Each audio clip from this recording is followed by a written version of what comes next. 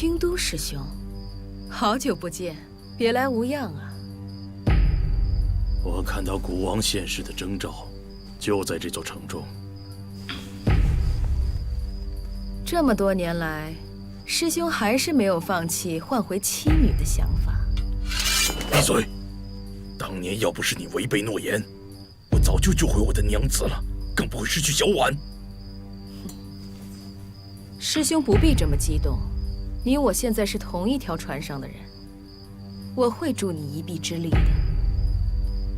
你需要古王来换回你的妻女，而我必须要找出清幻。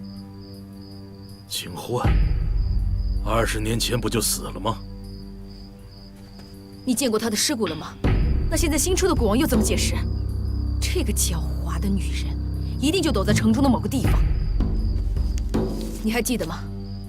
这个是清幻最擅长的火咒，而这个火咒出自一个女孩，我怀疑她就是清幻的孩子。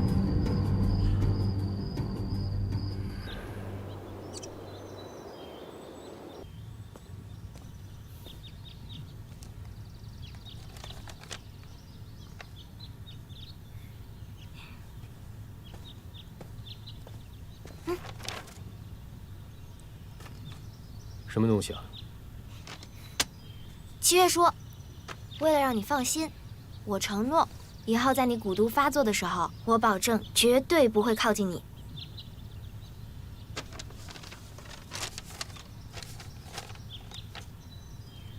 这第一条我是同意，这第2条是什么意思啊？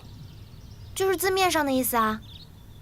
没有如小兰的同意，清墨言不准死。我要死，还得经过你的同意？那当然啊，我也得有个保证才行啊。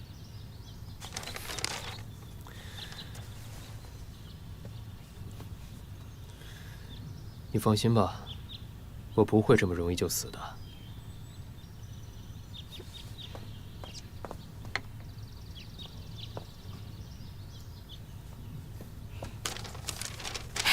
签吧。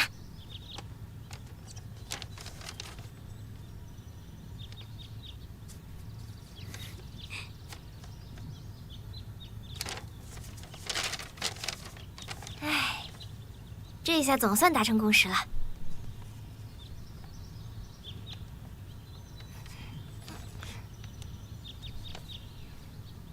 不行，我还得再加一项，以后清墨言不准把如小兰当宠物。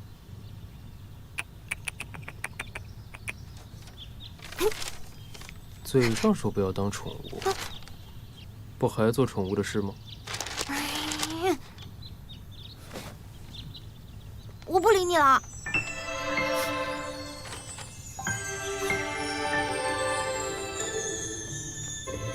好了，你不是我的宠物，行了吧？那我是你的什么？你是我的女人。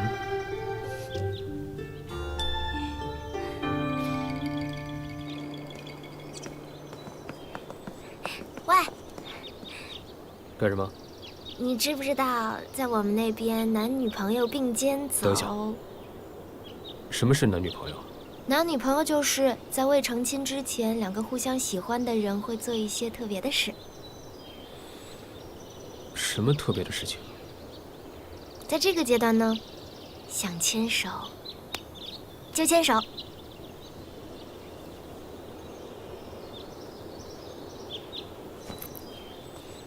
想亲就亲，走啦！